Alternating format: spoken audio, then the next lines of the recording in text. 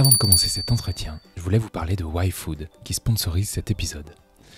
Le principe de YFood est plutôt très simple. C'est pour commencer une boisson qui contient un repas complet avec tout ce dont on a besoin pour être en forme et rassasié au mieux. C'est rapide, c'est équilibré, c'est sans gluten ni lactose pour celles et ceux que ça intéresse. Et je dois dire qu'en plus la texture est très agréable.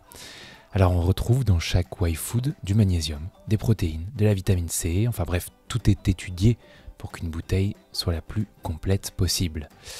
Qu'on ait de longues journées à passer en ville ou qu'on parte en randonnée au fin fond de la Bourgogne, ces petites bouteilles, elles combinent donc à la fois le gain de temps mais aussi le gain de place et surtout, ça se conserve longtemps.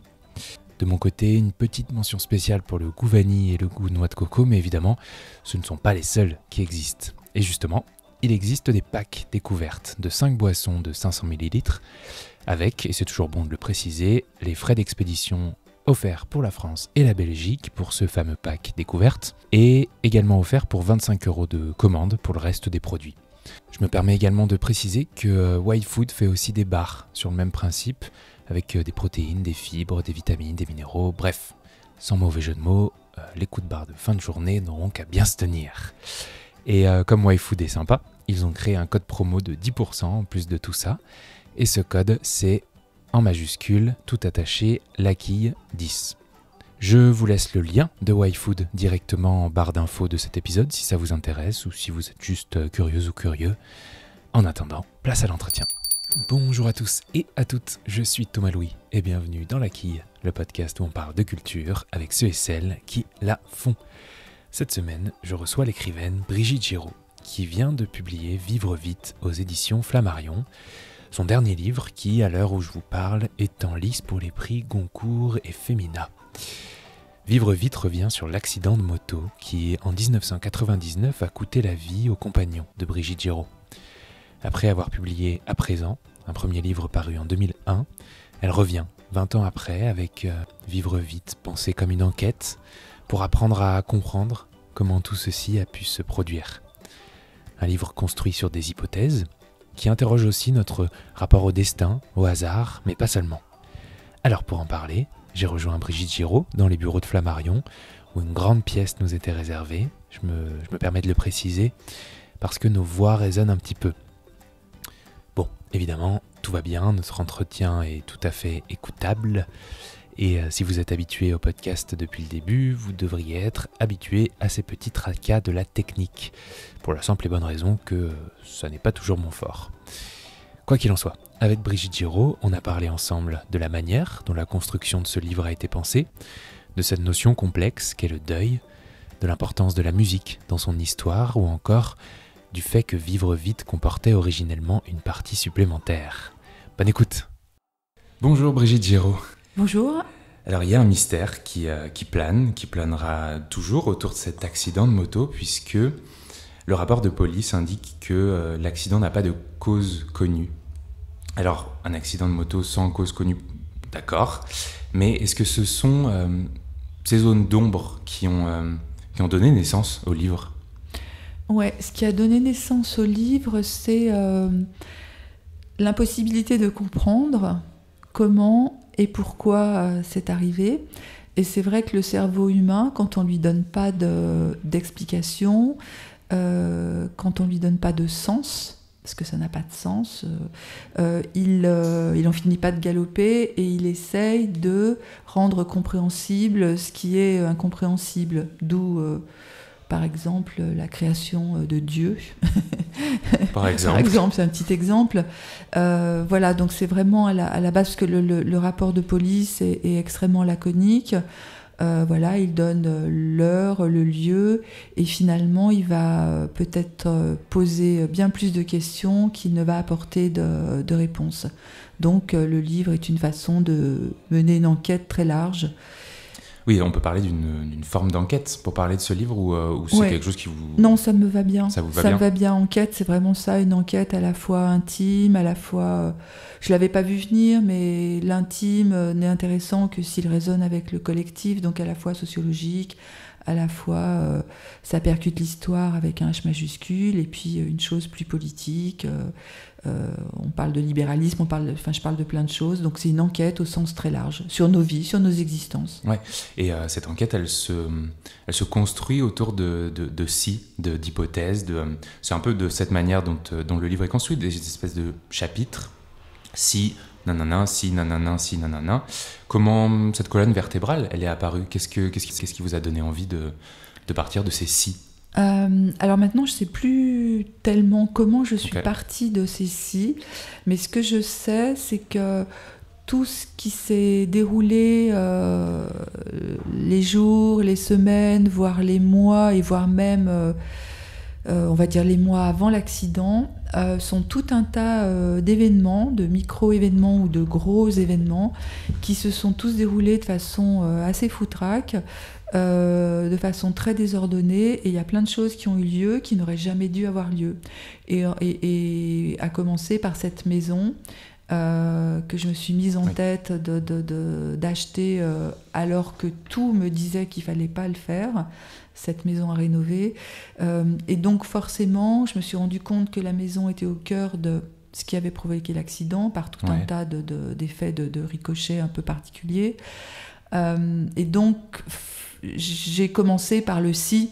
Je ne m'étais pas entêtée de façon totalement névrotique à acheter cette maison. Ça a été le premier si. Et après ce premier si, je crois, a enclenché tout un tas d'autres hypothèses. Des hypothèses qui, je le livre devant moi, mais j'arrive pas, évidemment, j'aurais dû le noter. Mais, alors, j'espère que vous le prendrez pas mal, mais parfois, on peut se demander, de manière tout à fait avec beaucoup de recul, évidemment, mais est-ce que tous ces si, parfois, ne vont pas trop loin ? C'est-à-dire qu'il y a un chapitre, mais je me souviens plus, il faudrait que je le retrouve. Mais... Peut-être Stephen King ? Ouais, exactement. Mais, typiquement. Ouais, typiquement. Où on peut se dire ça, bien évidemment, on comprend l'idée, mais on pourrait se dire ça. Est-ce que vous en aviez conscience, ou est-ce que... Oui, alors c'est un livre qui est écrit plus de 20 ans après l'accident, ce qui veut dire que j'ai de la distance, que j'ai du recul, que je ne suis plus submergée par le chagrin ou ce qui vous empêche, ce qui vous ligote, que j'ai retrouvé pleinement possession de mes moyens, même si je suis devenue une personne différente. Mais ce qui veut dire qu'en prenant cette distance et ce temps nécessaire, on peut écrire avec... manier la langue en incorporant, pourquoi pas, de l'ironie, de l'humour, et une façon de se mettre soi-même en abîme, une façon de se regarder faire et de sourire, d'avoir un petit sourire en coin en se regardant faire. Il y a des moments, il y a un si qui arrive à la fin du livre qui dit « Si Stephen King était mort dans l'accident qu'il avait eu 3 jours avant Claude a eu un accident le 22 juin 1999, Stephen King, je crois que c'est le 19 juin 1999. Il a été percuté par un van sur la route du Maine aux États-Unis, où il faisait sa promenade quasiment tous les jours en fin d'après-midi. Et je me suis dit ça, j'ai cherché en fait de façon un peu... frénétique et à la limite de la folie, mais une folie consciente, donc un peu organisée. Je me suis dit, mais est-ce qu'il y a eu un événement international, quelque chose de très important à l'échelle de la planète, qui aurait pu rappeler à Claude que le danger existe et qui aurait pu faire en sorte qu'il ne prenne pas cette moto qu'il n'était pas censé prendre, puisque ce n'était pas sa moto, c'était la moto de mon frère. Et je trouve, à force de chercher de façon très désordonnée et très obsessionnelle, cette information autour de l'accident de Stephen King. Donc je me dis, et si Stephen King était mort, peut-être que ça aurait changé le cours des choses. Et je termine même le chapitre en disant, j'en ai toujours voulu à Stephen King de n'avoir jamais rien fait pour moi. Mais évidemment, c'est une on comprend, bien sûr. Ironie. Ouais. Et je me suis également demandé, à force d'hypothèses, à force de cette tentative d'épuisement des hypothèses presque, on finit probablement par les épuiser, même si dans notre tête c'est un sujet quand même qui est relativement inépuisable. Mais est-ce que vous pensez que c'est la dernière fois que vous écrivez cette histoire? Je précise que vous avez déjà écrit il y a 20 ans un livre qui s'appelle « À présent », où vous étiez probablement un peu plus dans le feu, et que aujourd'hui, à vivre vite, 20 ans plus tard, est-ce que c'est terminé cette... Alors, l'accident et la mort de mon compagnon a vraiment percuté ma vie quand j'avais 36 ans. Nous avions un enfant de 8 ans. Évidemment, la vie a volé en éclats. Ça a été le fracas, et c'est toujours le fracas de mon existence.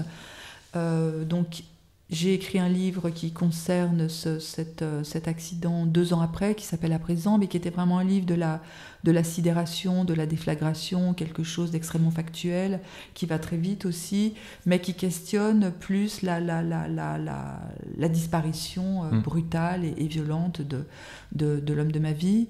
20 ans après, je suis davantage sur un questionnement sur nos existences. C'est aussi un livre d'amour, c'est le portrait d'un homme, c'est un livre qui parle de musique, qui parle de nos existences et qui questionne qu'est-ce que c'est qu'un accident qui surgit et pourquoi.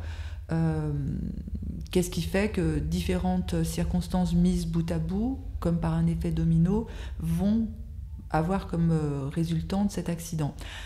Pour autant, dans les différents livres que j'ai publiés depuis 20 ans, j'ai publié une dizaine de romans ou de récits, il y a toujours quelque part, de façon très précise ou de façon indirecte, le rapport à l'absence, le rapport au deuil, le rapport à cette métamorphose qu'il est nécessaire de faire pour se reconstruire, que j'ai mis en scène ou mis en forme, la plupart du temps sous forme romanesque, sans dire je. Ouais.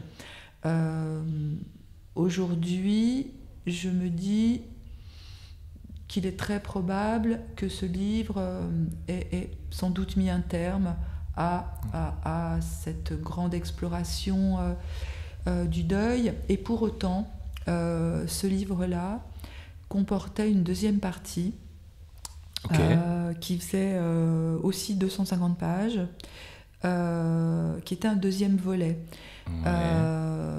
Qui devait être publié. Dans le même, du coup. Dans le même, Vivre vite devait comporter 2 parties, les 20 ans avant et les 20 ans après, c'est-à-dire les 20 ans depuis, et les 20 ans après étaient véritablement une exploration du deuil dans toutes ses strates et de façon assez fine et dans tout son spectre. Parce qu'on nous fait croire, tous les livres de développement personnel, les magazines de psychologie et puis les conversations entre amis et entre ennemis même, vous font croire que le deuil est quelque chose qui se règle en 2 temps, 3 mouvements et qu'au bout de 2 ans, il est inconvenant d'en parler et que l'absence est quelque chose que la reconstruction, et on parle énormément de résilience, la résilience.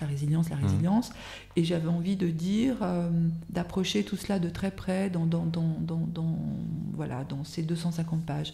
D'accord. Et pour autant, au moment de publier le livre, alors que tout était déjà mis en page, corrigé, validé par mon éditrice, avec qui j'ai une grande confiance, quelques jours avant, j'ai eu une espèce de, j'ai eu une grande appréhension, comme une peur, je me suis dit, non, c'est pas là maintenant, c'est un autre livre, c'est pas, non.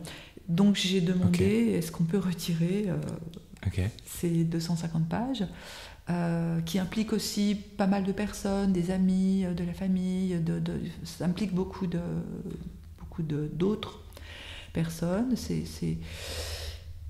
Et je ne me suis pas sentie de le faire, donc on a gardé Vivre vite dans sa première partie. J'ai réincorporé les 2 dernières scènes du livre, celle de l'éclipse et puis la scène de la salle de bain. Je les ai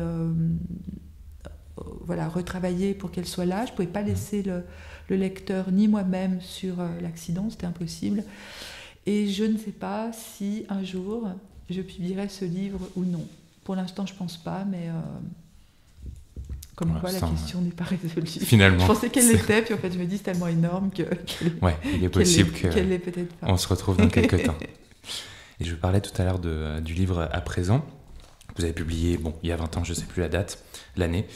2001. 2001, et je l'ai lu en parallèle, et je trouvais que la lecture était très intéressante, et je la recommande d'ailleurs aux auditeurs et aux auditrices. Est-ce que vous l'avez, vous, relu? Est-ce que vous l'avez repris, travaillé dessus pour écrire Vivre vite? Non, pas du tout. Je n'ai rien repris.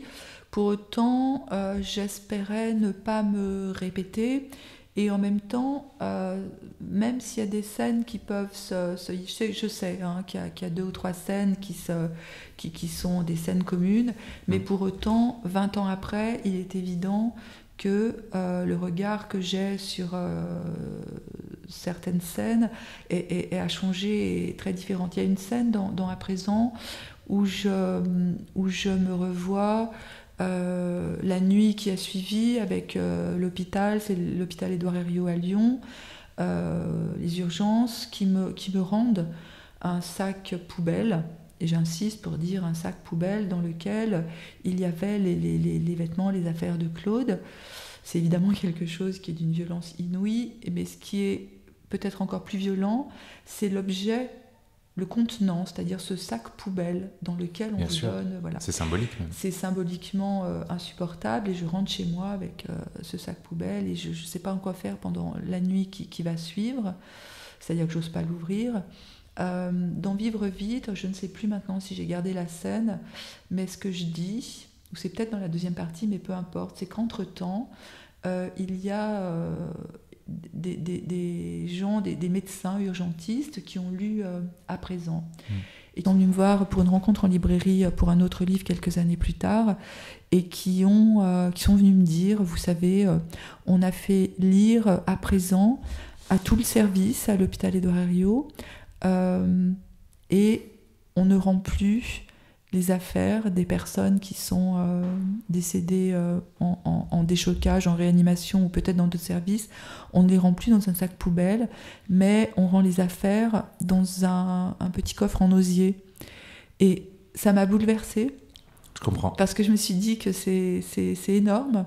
C'est un détail qui est monstrueusement énorme. Voilà, donc je sais que cette scène est une scène qui est sans doute commune aux 2 livres.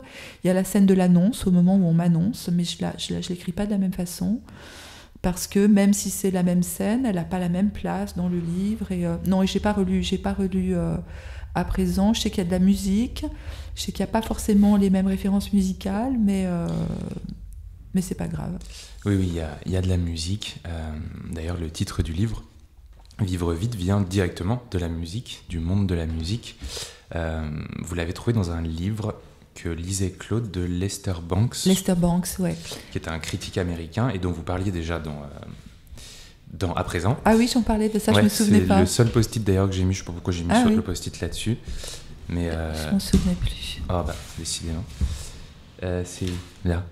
Je feuillette les pages à propos de Lou Reed et je lis « Vivre vite, jouer aux méchants, tout saloper, mourir jeune ». Qu'est-ce que la musique a à faire dans cette histoire, dans votre histoire ? Il me semble qu'elle n'a pas une place, pas uniquement intéressante, mais peut-être constitutive de quelque chose. Elle a une place centrale, j'ai envie de dire, puisque Claude était critique rock, il travaillait pour la presse écrite et notamment le journal Le Monde. Il dirigeait la discothèque municipale de Lyon pendant pas mal d'années. Il était spécialiste de ce qu'on appelle le rock pop indé. Il connaissait beaucoup de choses en jazz et en musique classique aussi, mais son domaine était plutôt le rock pop. C'est quelqu'un qui aimait son métier de découvreur, son métier de passeur, et qui arrivait quasiment tous les soirs à la maison avec des nouveaux albums en disant j'ai découvert ça, faut écouter ça, faut écouter ça. Il y avait de quoi écouter de la musique dans quasiment toutes les pièces de la maison, et surtout dans la cuisine, qui était un endroit où on passait pas mal de temps, avec le petit appareil adéquat pour écouter. On allait beaucoup au concert, et c'était quelque chose évidemment qui me transmettait, mais qui était constitutif aussi de notre histoire, qui donnait un rythme, qui donnait une intensité, qui donnait une saveur, et puis qui donnait une façon de vivre assez rock'n'roll. Alors quand je dis rock'n'roll, ça veut dire évidemment le lien à la vitesse, le lien à une certaine ironie, une certaine façon de regarder nos existences, parce qu'il y avait certains choix d'existence qu'on faisait qui étaient des choix de personnes très sérieuses, comme d'acheter une maison, contracter un prêt auprès de la banque, des choses d'adultes. Oui, qui sont symboliques, vous le dites. Qui symbolisent la vie d'adulte très, très assumée, et en même temps quelque chose qui pouvait ressembler à une vie un peu punk par moment, circuler à moto parce que non, pas prendre le bus, non, pas prendre la voiture, et une façon de s'habiller, une façon un humour très particulier, ce qui n'empêche pas la douceur. Est-ce que votre corps a retenu quelque chose de cette histoire ? C'est une très belle question. J'ai écrit dans l'intervalle un livre qui s'appelle « Avoir un corps », que j'ai publié en 2013, qui comporte 5 chapitres. Un chapitre qui a trait à l'enfance et aux premières découvertes qui ont lien avec le corps. Un autre chapitre qui est le début qui est l'adolescence, avec la façon dont le corps est perturbé, plutôt mis à mal, et puis mon lien, moi, à la danse et à la gymnastique, puisque pendant 10 ans, j'ai fait de la danse et de la gymnastique de compétition, ce qui n'est pas rien dans la construction d'un être et d'un corps. Ensuite, il y a un chapitre qui est consacré à la rencontre amoureuse, la rencontre avec ce que j'appelle dans Avoir un corps, le garçon. Le garçon, c'est Claude, que je n'ai jamais cessé d'appeler le garçon, parce que je n'arrivais pas à le voir comme un adulte, justement, un adulte... Adulte veut dire un peu rangé, un peu ennuyeux, il n'a jamais été comme ça, donc je le nomme le garçon, c'est comme le garçon éternel et mon amoureux éternel. Donc c'est les premières fois. Ensuite, il y a un chapitre qui parle de qu'est-ce que c'est que de donner naissance à un enfant, c'est-à-dire avoir un corps dans son propre corps, en plus avoir un corps masculin dans un corps féminin, donc c'est très étrange et je parle de tout ça. Et puis un dernier chapitre qui parle de l'accident, c'est très bref, il y a 5, peut-être 10 pages, qui parle de cette traversée, de ce bouleversement fondamental, extrêmement physique, extrêmement viscéral. Et je me rends compte que le deuil, finalement, quand j'ai écrit Avoir un corps, je me suis rendu compte d'une chose, c'est que le deuil, finalement, c'est le corps qui vole en éclats, mais c'est surtout, alors la tête, évidemment, qui vole en éclats aussi, mais c'est surtout la tête et le corps qui se disjoignent, on dit comme ça, c'est-à-dire qui se séparent. C'est-à-dire que plus rien ne marche ensemble. Et le fait de ce qu'on peut appeler faire son deuil, si tant est que ça existe, c'est l'idée qu'un jour, le cerveau et le corps peuvent à nouveau fonctionner ensemble, différemment, plus comme avant, mais il y a une retrouvaille possible entre sa tête et son corps. Il y a plus de je deviens un petit robot qui fait des choses automatiques parce qu'il est coupé de ses sensations. Il y a une possibilité d'éprouver à nouveau des sensations, y compris même du plaisir. Ça prend un certain temps, mais donc c'est directement lié au corps. Est-ce que l'écriture a un rôle à jouer dans cette jonction ? L'écriture a un rôle fondamental. Alors, pas du tout en termes de thérapie. Je ne supporte pas cette idée d'écriture-thérapie parce que pour moi, ça n'existe pas. Je comprends, je suis d'accord. Mais l'écriture est quelque chose qui permet... Alors, pour vivre vite, moi, je crois que ça a permis aussi de borner, d'organiser une névrose et une folie potentielle, c'est-à-dire aller chercher des hypothèses, et si j'avais pas fait ceci, et si j'avais pas téléphoné à ma mère, et si quand j'étais chez mon amie Hélène à Paris, j'avais passé le coup de fil à Claude qui aurait permis de, etc., etc. Ça permet quand même d'organiser cette émission d'hypothèses qui peut être sans fin, ça aurait pu durer une vie entière. Ouais, c'est inépuisable. Et ça permet de la borner. Et pour les précédents livres, même pour l'écriture à présent, que j'ai écrit 2 ans après l'accident, ça m'a permis pas du tout de soigner quoi que ce soit, mais par contre, ça m'a permis de me réapproprier une histoire qui était mon histoire, mais que je n'avais pas choisi de vivre. Il fallait bien un moment que je l'intègre dans ma propre histoire, que je la reconnaisse, puis que j'en fasse quelque chose. Et en fait, écrire, c'est le début de la reconstruction parce que ça permet... Pour écrire, il faut aller bien. Moi, je ne crois pas aux écrivains, à ce mythe qui est d'écrire dans la nuit avec du whisky, avec je ne sais pas quoi. Faut être quand même... faut être dans la maîtrise et dans la possibilité de construire. Ouais. Est-ce que vous croyez aux fantômes ? Alors, dans cette deuxième partie qui n'est pas publiée, mais il y a plein de choses qui sont là dans Vivre vite, qui disent quelque chose des fantômes et Ouais, des fantômes, mais pas au sens romantique et au sens totalement barré, mais le rapport aux signes, c'est totalement sidérant. La présence de l'absent.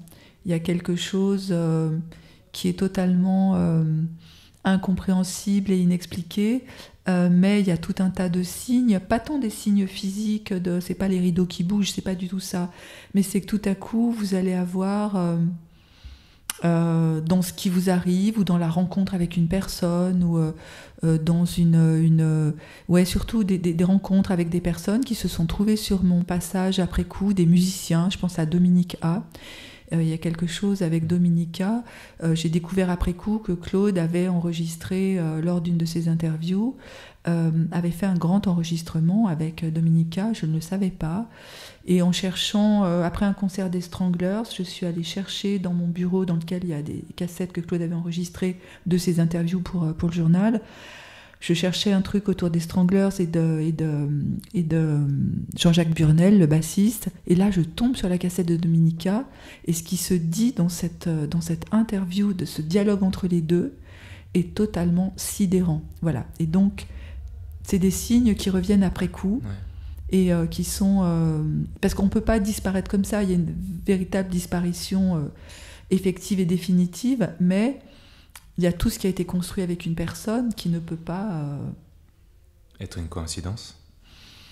Il y a beaucoup de coïncidences dans...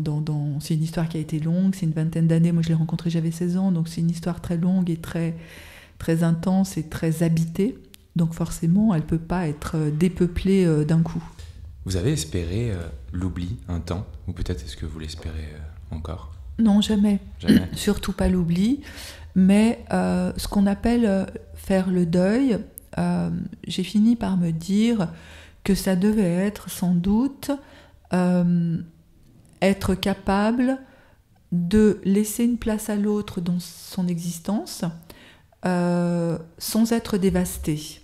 Alors c'est très paradoxal parce que oublier, ça permet de mettre à distance et d'être moins bouleversé.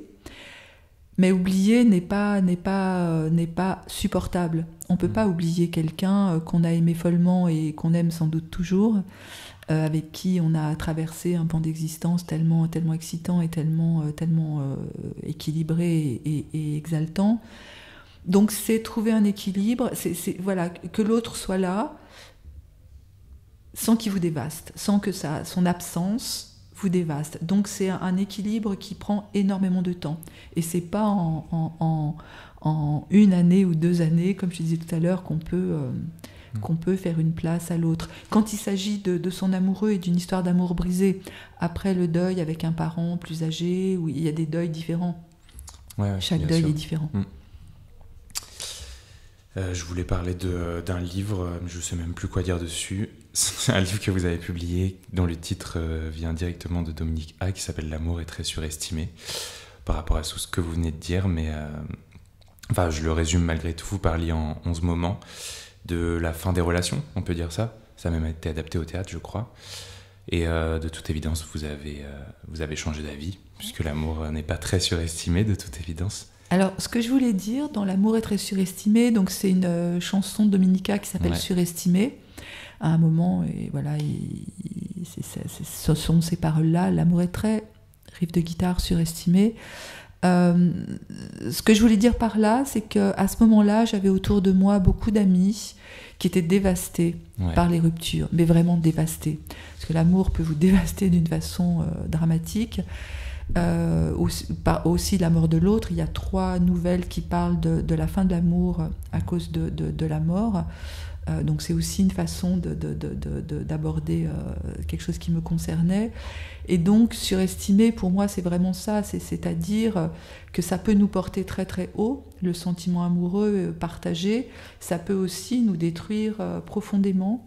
En ce sens, je le trouvais un peu surestimé. Il y a évidemment un clin d'œil pour moi, c'est assez ironique. On se doute, ouais. Et puis il y a une nouvelle qui parle de l'histoire tragique de Bertrand Cantat et Marie Trintignant, qui est arrivée en 2003. Et je me souviens qu'à ce moment-là, nous étions tous associés, malgré nous, via la presse, à l'agonie de Marie Trintignant, il faut l'appeler comme ça. Et moi, je me disais, puisque j'étais passée par là quelques années avant, et je me disais, non, ce n'est pas possible, parce que les conséquences vont être totalement dévastatrices, y compris, c'est un paradoxe insupportable, y compris pour celui qui est à l'origine de ce geste, de ces gestes fatals.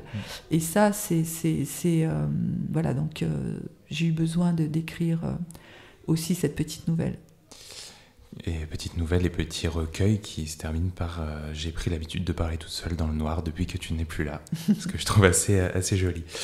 Revenons pour finir à des questions plus prosaïques, quoique. Est-ce que Brigitte Giraud, est-ce que l'écriture est un exercice laborieux? Est-ce que vous mettez du temps à rendre un manuscrit, à le retravailler? Comment ça se passe chez vous? J'ai un peu l'habitude de poser une question plus simplement. Est-ce que vous avez des habitudes d'écriture? Alors, j'aimerais avoir des habitudes d'écriture, j'aimerais pouvoir être organisée, j'aimerais pouvoir structurer ce temps. Ouais. C'est tout le contraire, j'y arrive pas parce que écrire m'angoisse. Ouvrir l'ordinateur le matin, ça me prend un certain temps je trouve plein de choses à faire avant d'ouvrir l'ordinateur.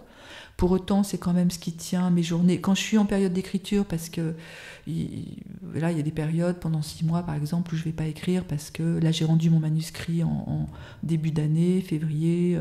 Depuis, je n'écris pas et je ne vais pas m'y remettre avant le printemps. Donc, il y a parfois une année où je n'écris pas, ce qui me va très bien. Pour autant, quand je suis en période d'écriture, j'ai besoin je suis très perfectionniste, j'ai besoin, avant de rendre un manuscrit à mon éditrice, il faut qu'il soit, de mon point de vue, absolument travaillé, retravaillé, retravaillé. J'enlève beaucoup. J'aime bien une écriture assez au couteau, comme ça. J'ai peur des phrases trop longues et de tout ce qui n'est pas nécessaire. J'écris plutôt en journée, jamais la nuit, jamais tôt le matin. Voilà, j'ai besoin d'être seule, j'ai besoin d'être dans une petite pièce qui s'appelle mon bureau. Je n'y arrive pas à écrire dans le train. Voilà, c'est pas spectaculaire du tout. C'est un travail. C'est comme un travail. Vous allez au bureau, quoi. Ouais, je vais au bureau, je descends de ma chambre jusqu'au bureau, voilà. Ouais. Et je vais vous poser une dernière question que je pose à tous mes invités, à toutes mes invitées. Est-ce que vous avez plusieurs coups de cœur culturels à nous partager? Oui, alors là, ça va être des coups de cœur qui sont en lien avec la musique. Y a un groupe que j'aime beaucoup qui s'appelle Tindersticks, qui est en tournée dans toute la France en ce moment et qui fête j'avais pas vu ça, mais ça me paraît très très très loin, qui fête ses 30 ans de carrière. Donc Tindersticks, c'est un chanteur fabuleux qui s'appelle Stuart Staple, c'est un groupe anglais, mais Stuart Staple vit en France. On peut citer certains albums comme Curtains, comme No Treasure ou comme Waiting for the Moon. C'est magnifique, c'est une voix très chaleureuse, c'est extrêmement... J'en parle dans Vivre vite, je les ai vus plusieurs fois en concert et je pense que je vais les voir encore quelques fois en concert. Et puis il y a une actualité avec Dominica qui sort son nouvel album qui s'appelle Le Monde réel, dont j'ai eu la chance d'entendre déjà quelques chansons. Et il sort en même temps. Il va sortir là dans quelques jours. Et il sort aussi un recueil de poésie qui s'appelle Le présent immobile. C'est à l'Iconopop. Aux éditions, à l'Iconopop. Voilà. Très bien. Super. Alors, ça s'appelle Vivre vite. C'est chez Flammarion. Je cite également Au cas où tout ce dont on a parlé à présent et L'amour est très surestimé. Et c'est de Brigitte Giraud. Merci beaucoup, Brigitte Giraud. Merci beaucoup. Et bien voilà, la quille, c'est terminé pour cette semaine, mais on se retrouve très vite avec une nouvelle invitée ou un nouvel invité pour parler culture. En attendant, n'hésitez pas à vous abonner au podcast, à vous abonner aux réseaux sociaux de la quille, et puis à en parler autour de vous, tout simplement. Merci beaucoup pour votre écoute, et à la semaine prochaine.